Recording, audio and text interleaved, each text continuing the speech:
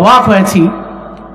যাওয়ার পরে এরা বলতো, হুজুর এই যে সেন্ট মার্টিন দেখছেন যে সমস্ত মহিলারা পর্দা করে না, এরা একটাও কিন্তু সেন্ট মার্টিনের নয়, এরা সব হচ্ছে টুরিস্ট, ঘোরার জন্য গেছে, এদের তো চিন্তা নাই, এদের ভিতরে রবের ভয় নাই। এরা উল্টা পাল্টা ড্রেস পরলেও আমাদের সেন্ট মার্টিনের একটা মহিলাও বেপরদায় চলে তো নাই, উল্টা বোরকা পরে এর উপরে ছাতা দিয়ে ঘর থেকে বের হয়। আমার বুঝতে আর বাকি নাই এই সেন্ট মার্টিন আল্লাহ পাক টিকিয়ে রাখছেন কেন? বিশাল সাগরের ঢেউ কেন সেন্ট মার্টিনকে ডুবায় না? বিগত 400 বছর একটা নাই সেন্ট মার্টিন কেমনে টিকে থাকে? কিভাবে এই চর জানাজাতের এই সমস্ত ওয়ার্ডগুলো টিকে আছে? আল্লাহ চাইলেই তো আল্লাহ বলবে, এই নদী ভাঙ। আল্লাহ বলতে দেরি, ভাঙতে দেরি করবে না, কিন্তু ভাঙবে না কেন? এই মানুষগুলো রবকে ভয় করে, রবকে ডাকে।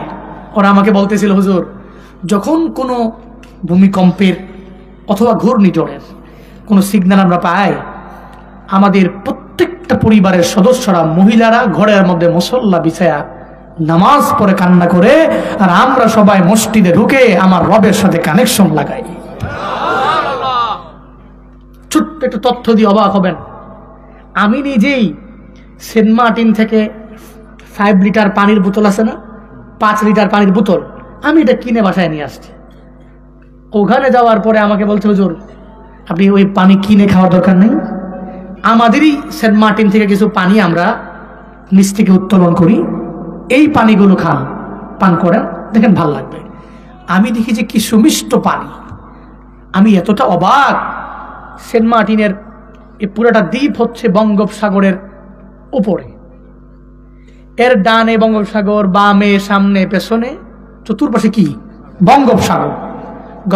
বঙ্গোপসাগরের পানিগুলো কি মিঠা পানি না লোনা পানি? কথা বলো না কেন? অবশ্যই কটা লবণাক্ত পানি।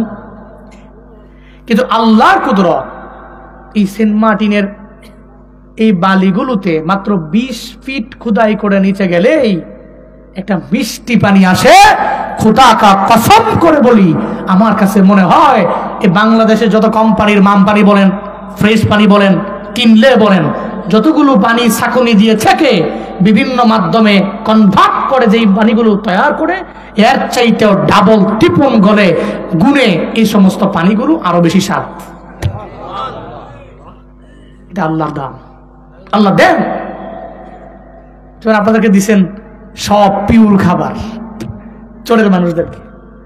আল্লাহ সবাইকে, এই মানুষগুলোকে ভালো রাখেন, সুস্থ রাখেন, সালামতে রাখেন, নিরাপদে রাখেন। এই এলাকার মাটির নিচের কবরের আযাব আল্লাহ পাক এই মাহফিলকে ওসিলা করে মাফ করে দেন। সকলেই বলি আমিন। স্পেশালি মোহাম্মদ লিটন অনেক পরিশ্রম করছেন, অনেক ফোন দিয়েছেন, আল্লাহ লিটন ভাইকে কবুল করেন। আমি খুতবায় সূরাতুন নাজিয়াতের 3টি আয়াতে কারিমা তিলাওয়াত করেছি। তিরমিজি শরীফের 2210 নম্বর হাদিস আমি পুরাটাই পড়ার চেষ্টা করেছি। যদি আল্লাহ তৌফিক দেন তাহলে সূরাতুন নাজিয়াতের এই 3টা আয়াত আর এই হাদিস থেকে কিছু আলোচনা করে দোয়া দিয়া এরপরে আমরা সবাই একসাথে বাড়ি যাব। কারা কারা একসাথে দোয়া দিয়ে বাড়ি যাব? দুহাত তুলে আল্লাহকে দেখায় দিই। নারায়ে তাকবীর, নারায়ে তাকবীর। আল্লাহ প্রত্যেকের হাতগুলো কবুল করেন, পড়েন আমিন। নবীজি মক্কাতে দাওয়াত দিতে লাগলেন। এই আবু জাহাল, উতবা, সাইবা, ওয়ালিদ ইবনে মুগিরা, এত যে বাড়াবাড়ি করো, তোমরা কি মনে করছো এই দিনটাই শেষ? যেটা গত স্বৈরাচারী যারা ছিল এদেরকে আমাদের উলামায়ে কেরাম বলতো, বুঝাইতো, আপনারা যে এত বাড়াবাড়ি করেন, আপনারা কি মনে করছেন কি দিন খালি আপনাগোই, আর কারো দিন নাই? বুঝাইতো। নবীজি বুঝাইতেছিলেন, হ্যাঁ আবু জাহাল, এই দিন দিন না, আরো দিন আছে, এই দিন নিয়ে যাবে সেই দিনের কাছে। আদ-দুনিয়া ফানিয়াতুন ওয়াল আখিরাতু বাকিয়া। দুনিয়াটা ধ্বংস হয়ে যাবে, আখেরাত এমন একটা জায়গা বাকি থাকবে হাসরের ময়দানে। রবের বিচারের কাঠগড়ায় তোমার আমার সবার দাঁড়ানো লাগবে, ব্যাপারে নবী জানায়া দিলেন। আবু জাহাল তুচ্ছ-তাচ্ছিল্য করে, মুহাম্মদের মাথা মনে হয় নষ্ট হয়ে গেল, দুনিয়ার পরে নাকি আবার মরণের পরে আবার জীবিত করা হবে, হাসরের ময়দান নাকি একদিন কায়েম হয়ে যাবে। এ ব্যাপারে বারবার বারবার মুহাম্মদ আমাদের বুঝায়। রাহমাতুল লিল আলামিন যখন কিয়ামতের ব্যাপারে নবী বয়ান করতে লাগলেন, আল কারিআতু মাল কারিআ ওয়া মা আদরাকা মাল কারিআ ইয়াউমা ইয়াকুনুন নাসু কাল ফারাশিল মাবসুস। নবী বয়ান করতে লাগলেন, এই মক্কার কাফিরেরা, হাসরের ময়দান একদিন কায়েম হবে, ওই রবের বিচারের কাঠগড়ায় তোমার আমার সবার দাঁড়ানো লাগবে। নবী বয়ান করতে লাগলেন, ইজা জুলজিলাতিল আরদু জিলজালাহা ওয়া আখরাজাতিল আরদু আসকালাহা ওয়া ক্বালাল ইনসানু মা লাহা।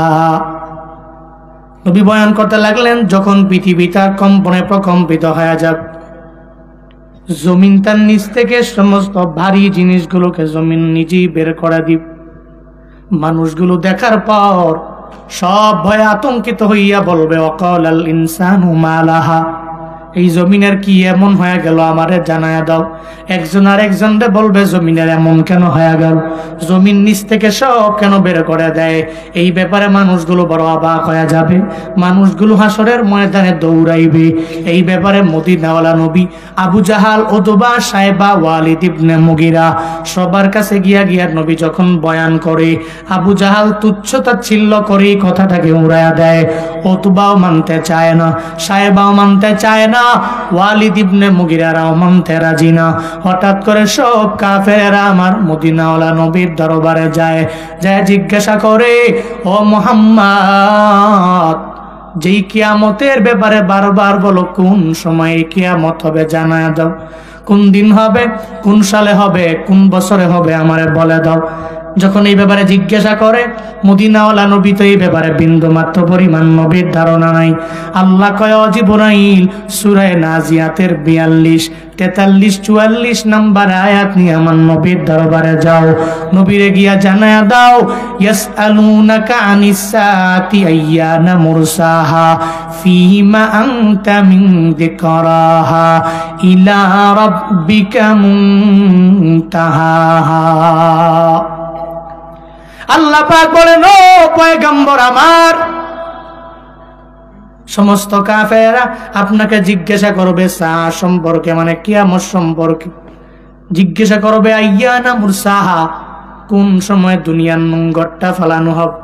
এই যে নদীর মধ্যে নৌকা চালায়, নৌকার মাঝি ছাড়া দুনিয়ার কেউ জানে না কোন জায়গায় নোংরটাকে ফেলানো হবে, তার হাতে সব পাওয়ার। হঠাৎ করে এক জায়গায় যাওয়ার পরে কয়ে নোংর ফালাইয়া দিলাম, মানে নৌকা বন্ধ হয়ে যাবে, এখন তোমরা থাকতে পারো অথবা নামতে পারো, নোংর তো ফালাইয়া দিলাম, যদি আবার উঠাই এরপরে আবার নৌকা চলবে, যদি নোংর ফালাইয়া রাখি নৌকা চলবে না। আল্লাহ পাক রব্বুল আলামিন এই দুনিয়ার এমন বড় চালানেওয়ালা আমার রব। আল্লাহ পাক বলে, পয়গম্বর, এরা জিজ্ঞাসা করবে নবী, কোন দিন কিয়ামত হয়ে যাবে, মানে নোংর কোন সময় ফালানো হবে। আইয়ানা মুরসাহা, মুফাসসিরিনে কেরামগণ জানায়া দেয়, কারণ নবীর দরবারে গেল, মুরসাহা দ্যাট মিন্স নোংর, বলে কোন সময় নোংর ফালানো হবে।